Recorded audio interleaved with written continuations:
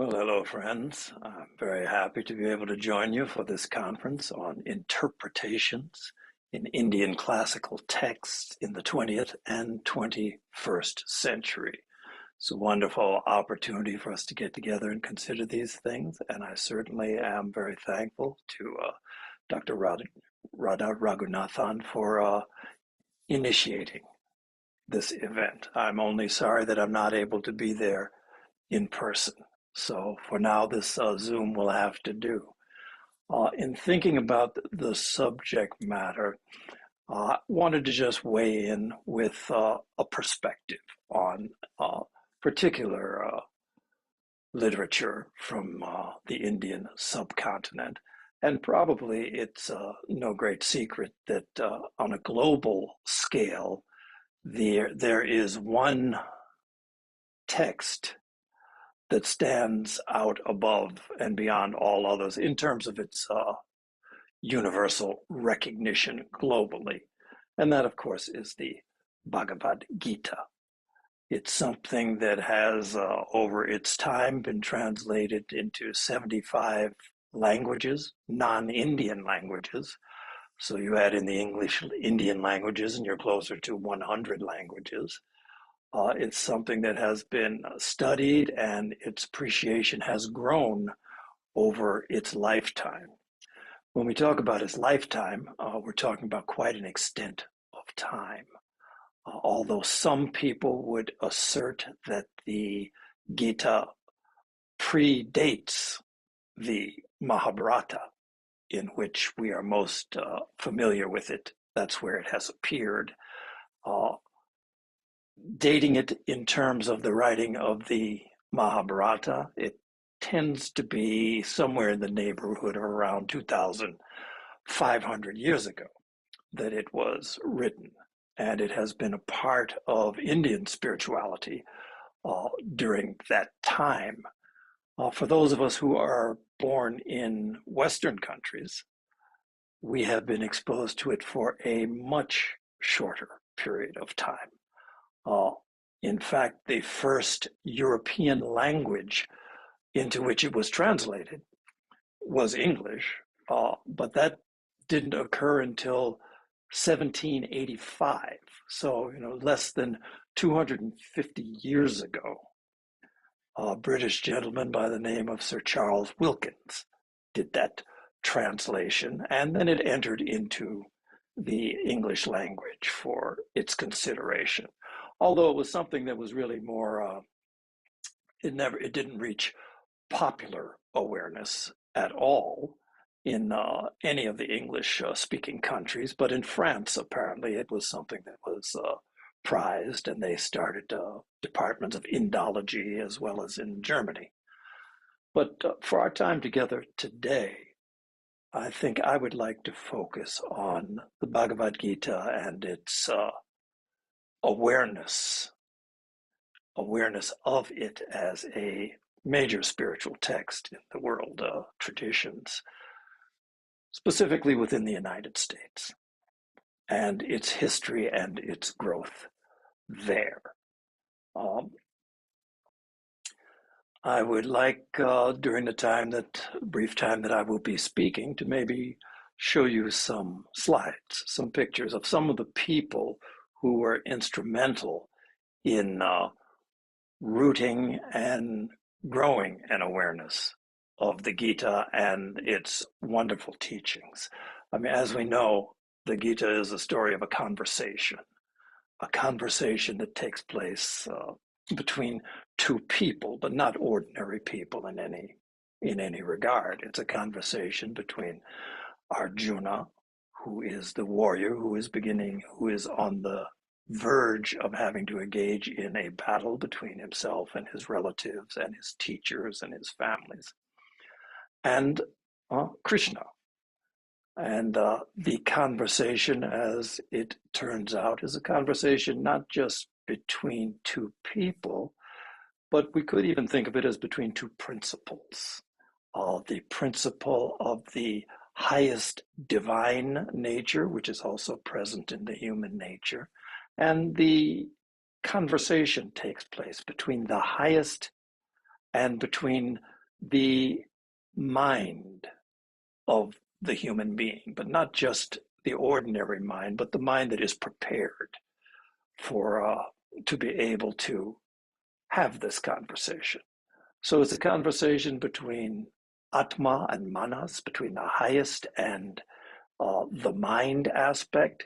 It's the conversation Arjuna, between Arjuna and between Krishna. So if I could, let me just show you a few slides and we can talk about it, about some of the people who were instrumental in making this, in rooting this consciousness in the Western psyche, but particularly within the context of the United States. So here's a photo of a young man of Indian descent. It's a photo taken around the time that this gentleman was 19 years old. He's someone who was extremely influential in terms of the promotion globally of an awareness of the value and depth of the Bhagavad Gita. Perhaps you don't recognize him from this photo, but this one might make you much more aware of who we're talking about, because this is none other than Mahatma Gandhi himself. At 19 years old, he traveled to London to pursue his career as a lawyer. And in London, he was there only for 3 years, but in London, he encountered a number of difficulties. The climate was challenging. The food was especially challenging because he was a vegetarian and he had been raised in that way. And British food at that time was certainly not famous for its seasonings, it was famous to Gandhi for its blandness. So that was something that he had to deal with while he was there. But additionally, while he was there, he was actually able to make the acquaintance of certain people. And he writes about it in his autobiography, about my experiments with truth. And what he says in that book speaks about an encounter that became very important to him at the time that he was in London, but also for the remainder of his life, because it was the encounter that introduced him to the Bhagavad Gita. The way he described it is this. He said, toward the end of my second year in India, I came across 2 theosophists. They talked to me about the Gita. I should say those 2 theosophists, he says they were brothers, but they were actually a nephew and an uncle who were just separated by 1 year in age. But he met these 2 members of the Theosophical Society in England, and he said they talked to me about the Gita. They were reading Sir Edwin Arnold's translation, which was a poetic version called the Song Celestial. And they invited me to read the original with them. So his comment that is quite striking is, I felt ashamed, as I had read the divine poem neither in Sanskrit nor in Gujarati. I was constrained to tell them that I had not read the Gita, but that I would gladly read it with them, and that though my knowledge of Sanskrit was meager, still I hoped to be able to understand the original to the extent of telling where the translation failed to bring out its meaning. So I began reading the Gita with them. So it was the first time, his first exposure to the Bhagavad Gita came through them. And of course, in his later life, he would go on. That was the book that accompanied him everywhere. It was the teachings of the Gita that he leaned on in his darkest moments. So it was something that took root there and then went through the rest of his life. He talks about Sir Edwin Arnold's version, the Song Celestial. Edwin Arnold was also a member of the Theosophical Society, and he had written a poetic rendering, a rhyming rendering of the Bhagavad Gita. Gandhi's comments and this Experiments with Truth, his autobiography, was written much later in his life, but he said, I have read almost all of the English translations of the Gita. and I regard Sir Edwin Arnold's as the best. He has been faithful to the text, and yet it does not read like a translation. So, Sir Edwin Arnold and his version of the Gita is what first introduced Gandhi to what became a lifelong guiding light in his work and in his life, in everything that he did. But Gandhi was not a citizen of the United States. And of course, the Gita's influence began in the United States. Its exposure to the United States began much earlier. Ralph Waldo Emerson, he died just before the turn of the 20th century. He lived from 1803 to 1882. He was the primary moving force in the transcendentalist movement, exceedingly influential in terms of American thought and spirituality at the time that he was alive. He was first exposed to the Bhagavad Gita in 1845. And when he read it, he was exalted and went on himself to write poems based on his readings and interpretations, not only of the Gita, but of other Indian texts. But they were texts that were largely unavailable in the United States. So he was exposed to a copy of the Gita. He said it was very difficult for him to return it to the person that had lent it to him, but he was able to get a copy of his own by sending away to England, and he got the original Charles Wilkins translations. But his comment on his exposure to the Gita was that he said that in all nations there are minds which incline to dwell in the conception of the fundamental unity. This fundamental unity was what he was really took away from the meaning and the presence of Krishna. He goes on to say the raptures of prayer and ecstasy of devotion lose all being in one being.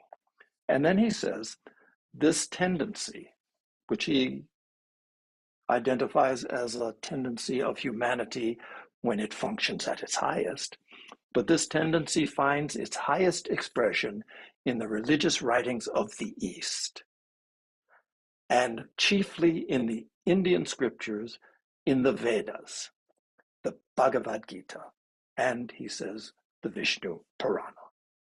So this was his exposure and his thinking about the meaning and the importance of the Bhagavad Gita. Of course, he was something of a lone voice in the United States at that time because no one really was exposed to it. Although at that time, his neighbor and someone who actually lived within his household for a number of years was, at that time, the young man, Henry David Thoreau. Although he was 14 years the junior of Emerson, he died 20 years before Emerson did. Emerson lived 20 years beyond him. But he actually lived in Emerson's household during his early 20s and went on to become his neighbor at the neighboring property for another 20 plus years. But he was absorbed with the Indian literature that he found in Emerson's study. So his comment about his exposure to the Gita, he went on to write on Walden Pond, civil disobedience. He was a huge thinker in the history of American advanced thought and spirituality. His impression of the Gita, he said, the reader is nowhere raised into and sustained in a higher or rarer region of thought than in the Bhagavad Gita. Again, he was overcome by it. And he went on to try and expose others who came within the sphere of his influence to the Gita and its value and its teachings. In fact, there was a young English scholar who visited with them, and Thoreau was able to expose him to it. He went back to England, and as a gesture of thanks, he sent back to Thoreau a crate of books, 44 books in number, of, they called them Oriental books, but basically literature, Indian classical literature, which included the Gita and the Upanishads. So this gift collection of Thoreau's became one of the first Oriental libraries in America. So these are two of the real founding influences in terms of the Gita, and a slowly growing awareness of its meaning and its deep value. For many years, following this initial exposure, the awareness of the Gita grew primarily through its appeal to enlightened scholars. So it was within the walls of academia that it took some root and grew, although these enlightened scholars were few in number within the United States. But, that was something that would change. And there are some factors that really changed things almost exponentially within the US. But we wind ahead a little bit now to 1944. 1944, two people came together. One, a Swami from India, Swami Prabhavananda. He was a disciple of Ramakrishna, not directly. He was the direct disciple of Ramakrishna's, one that he named as his spiritual son, who took on the Ramakrishna movement following the death of Ramakrishna himself. So Swami Prabhavananda,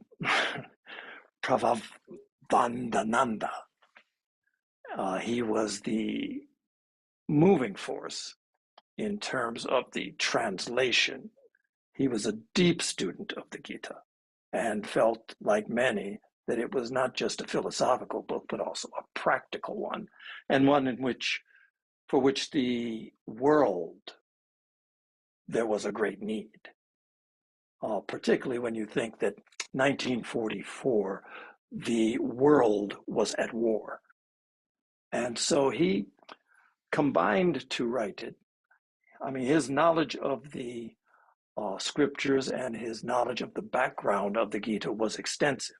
He had emigrated to the United States and went on to found Vedanta Center in California, which became the largest Vedanta group in the United States. But he connected with a gentleman by the name of Christopher Isherwood, who's shown in the foreground of this photo. And they did an issue. Isherwood tried to put the translation into more contemporary English for the audience that he anticipated. And they worked together on this for some time.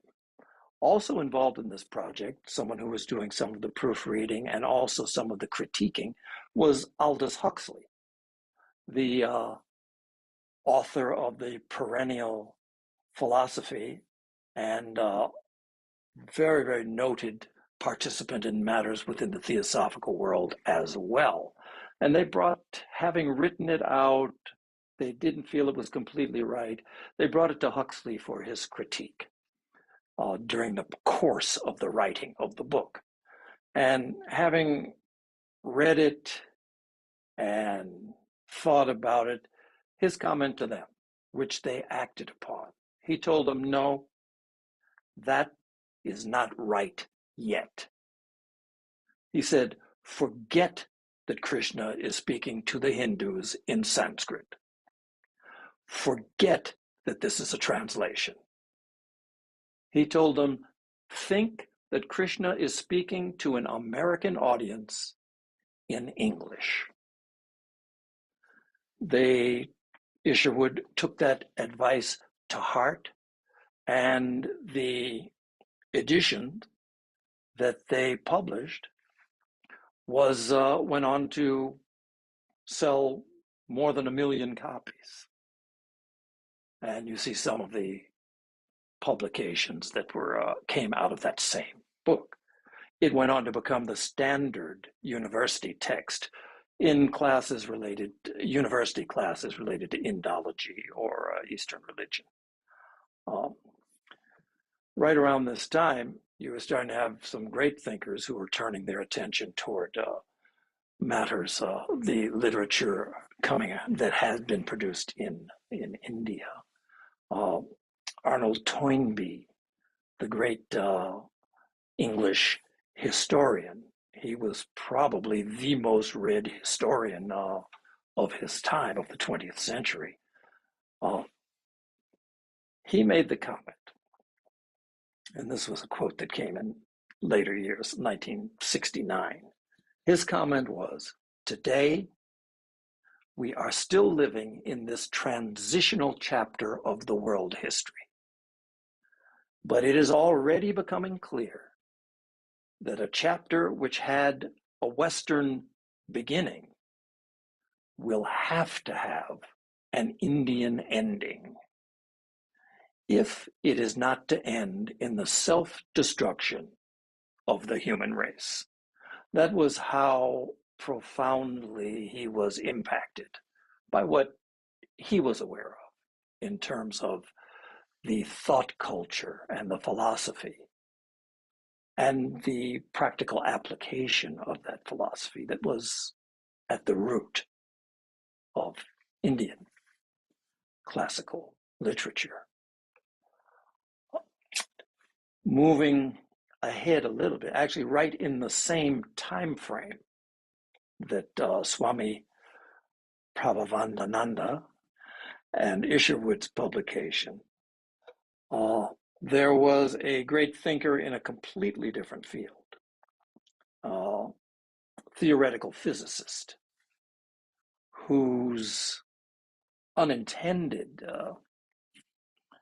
association and promotion of the thought of the Gita had and is having a major effect on turning people's attention to that great text. The gentleman's name was Robert Oppenheimer. Again, he was a theoretical physicist who headed up the Manhattan Project, which was the project during the course of World War II, where there was this effort to develop the atomic bomb. He's called the father of the atomic bomb. The United States was in the position of having entered into the war, and even before the war began, the President of the United States was aware of the possibility of the use of atomic power as a weapon. The Germans had already started on it ahead of the US, so it was a high priority to move this thing forward. One of the Oppenheimer was an absolutely brilliant theoretical physicist. He was nominated for the Nobel Prize, I think, on 4 occasions, maybe 3 or 4 occasions. He didn't receive it during his lifetime at all. But he was nominated because, in terms of his pushing of the advancements in theoretical physics, he was remarkable. One other feature of Oppenheimer's was that, in addition to his advanced thinking and ease of thought within the realm of theoretical physics, he was also quite a linguist. And in his late 20s, when he went to have a professorship at the University of California in Berkeley, he took up the study of Sanskrit.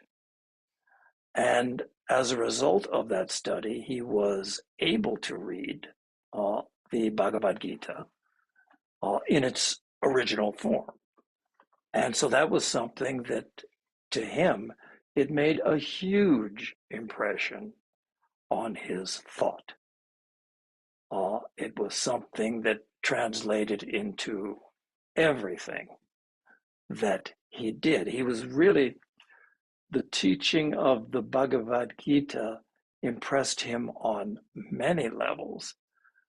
And it was rather ironic in a sense that here was a man, basically, he was a man who was not in favor of war. He was very much a person who had leanings toward social welfare and non-harm to others.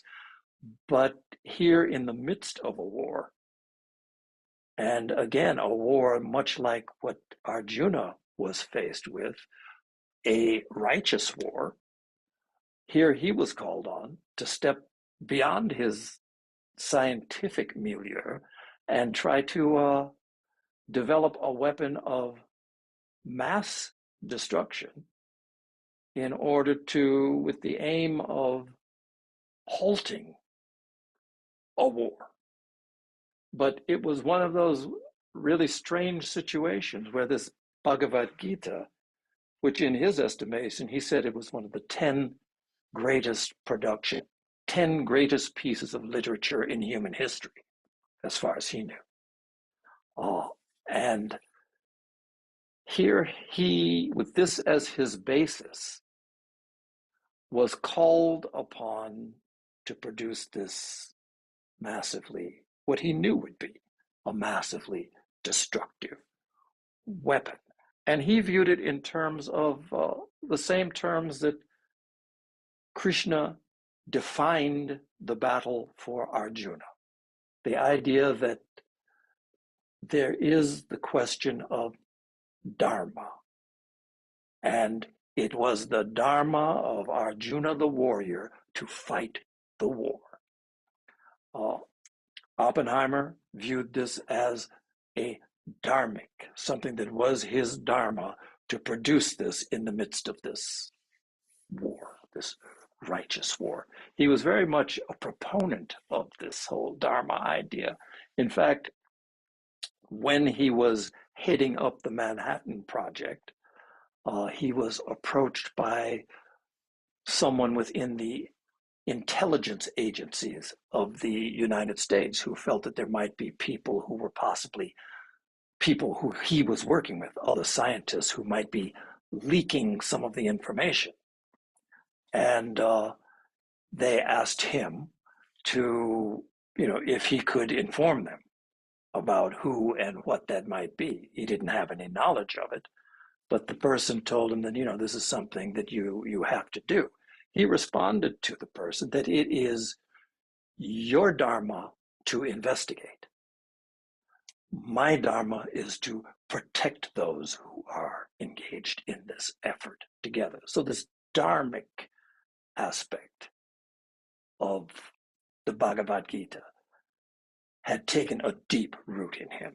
He's a man that's famous for a number of quotes. One of them, he said, it's a humorous nature, but it was also his genuine opinion. He said, talking about people who were the optimists in life, he said, the optimist feels we are living in the best of times. The pessimist fears that this is true.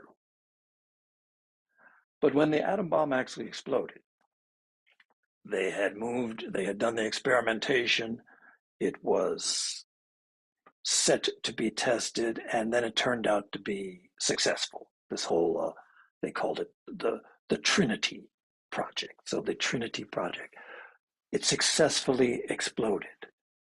He recalled that at the time when he witnessed this, the flash, the mushroom cloud that bloomed up into the sky, that the first thoughts that came to him were actually 2 verses from the Bhagavad Gita.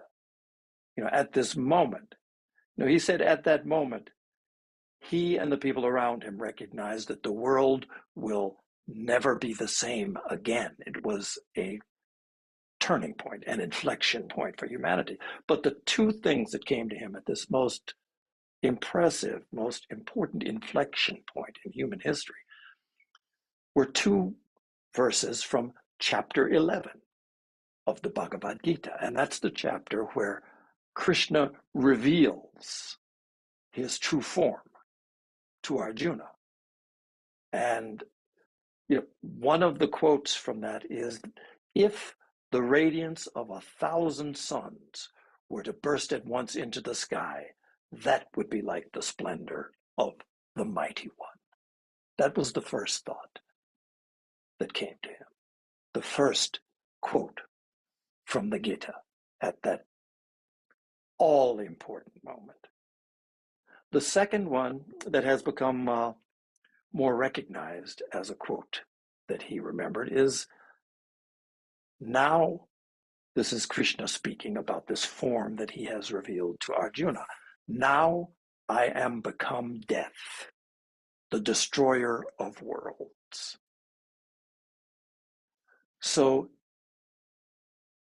he is widely quoted for his association, for those moments, the quotes that came to his mind at this moment when the atom bomb first exploded. Probably right now, those same quotes are going to lift the sails of Bhagavad Gita around the world, because his life has just come out as a Hollywood blockbuster movie. So in it, I'm sure that I haven't seen it, but in it, I'm sure there will be, these quotes will have some prominence. So anyway, that's the movement up to the 20th century. In the latter part of the 20th century, I was actually around to witness some of these things. And probably, having had the preparation, the soil being prepared, the intellectual soil first, and then the spiritual soil being prepared first for the acceptance or first awareness that such a thing as the Bhagavad Gita existed, and then the acceptance and recognition of its profound nature. That had happened in a few quarters, but that was about to change. In 1965, at the age of 70 years old, a man came to New York City from India. His name was A.C. Bhaktivedanta Swami Prabhupada, later known mainly just as Srila Prabhupada. He arrived in New York with virtually no money, but he came on a mission to familiarize the West, beginning with the United States, with the Gita and with Bhakti Yoga practice, as well as other Indian classical literature. He was a deep student. He had, and in fact, he had done many translations already when he was in India. He ran the magazine Back to Godhead within his movement of the Vaishnava movement. But when he arrived in the United States, unlike many of the gurus which were streaming into the US at that time, he elected not to preach to the elite. Actually, he focused on youth and on those who at that time were in the burgeoning hippie movement. And when he arrived, he started off by going to the Tompkins Square, downtown New York, and just started to chant Hare Krishna. Hare Krishna, Hare Krishna, Krishna Krishna, Hare Rama, Hare Rama, Hare Rama, Hare Hare, Rama Rama. And he attracted youth to him. And then he started to teach about the basis for this mantra and the basis for this practice. In many ways, timing is everything. He arrived at a time in the United States, a time of ferment. In the US, there was a large population of disaffected youth. It was in the midst of the civil rights movement, the anti-war movement, also called the peace movement. It was a time where there was a great deal of experimentation with psychedelic drugs. It was a time where the beginning of this cohort that would identify it as spiritual but not religious, a moving away from the previous forms of that were accepted as the norm of religion in the US. There was an opening to something different. And then he came. And youth, many youth were attracted to him. Now, as it happens, I was living in New York City. I was growing up there at the time that he arrived. And, his attraction of these young people who started to appear around the city, it was an unusual sight. It provoked a lot of curiosity. Actually, the people who were affiliated with his movement came to be known as the Hare Krishnas. And, a lot of them resembled me in some ways, in that they were young people with a view and who were looking for something different. And many of them just committed to this approach to inner peace and to the ways of sharing it. So you would go through the city and, on corners, street corners around the city, the Hare Krishnas would gather and they would chant and they would dance, the kirtan, they would dance and they would be chanting the chant over and over again in airports around the country, and then soon around the world. They started to appear. In addition to their chanting, they would talk with people. And they would talk with people about the background of their study, what it is that they found important in it. And they would also share. Then the main thing that they would share would be the writings of Srila Prabhupada. And among those, first and foremost among them, was his writing, his translation of the Bhagavad Gita. He called it the Bhagavad Gita as it is. So in its true form is the way that he presented it, his take on his presentation. And it was the words of the Gita, but he also included his purport, so his commentary on the meaning, which made it a very large book, also included many pictures about Krishna and the chariot, Krishna teaching various things. But they would give copies of this. I still, to this day, have a hardbound copy of the Bhagavad Gita as it is. They would distribute these. And so for me, living in the United States, with all of the background of Oppenheimer, Thoreau, Christopher Isherwood, all of the people that had come before, this was my first exposure. And the first exposure of the vast majority of people at that time to the Bhagavad Gita. It was a book that was printed by Macmillan Press in the United States, a notable press, and it was extremely successful. They went on to reprint it and reprint it in an unabridged form, which added another 400 pages to it. So it was something that was quite popular. Since 1965, the estimate is that more than 500 million, not a million, 500 million copies of the Bhagavad Gita are in print since that time. Not of Swami Prabhupada's version, certainly, but worldwide. the growth in interest has been that extreme. One of the things that moved the Western world specifically to give such attention was that it started to move beyond the bounds of just young people and hippies who were associated with the movement and started to reach into some real celebrity territory. One of which was the gentleman sitting in the middle, George Harrison of the Beatles. It was something where he had begun to turn his attention and the attention of the Beatles as a whole toward Indian spirituality. In fact, the first song that was published of his writing was the song in which he includes the mantra Hare Krishna. He calls it My Sweet Lord. And that was something that was a global success and a global eye-opener.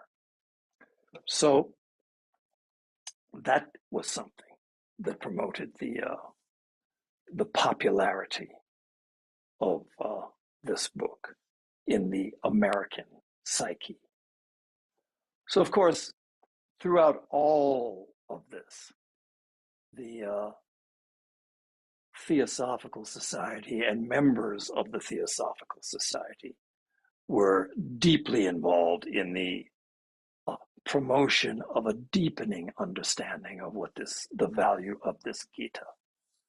H.P. Blavatsky, Subba Roy, and others within the Theosophical movement, specifically Annie Besant, because Annie Besant produced a translation of the Gita.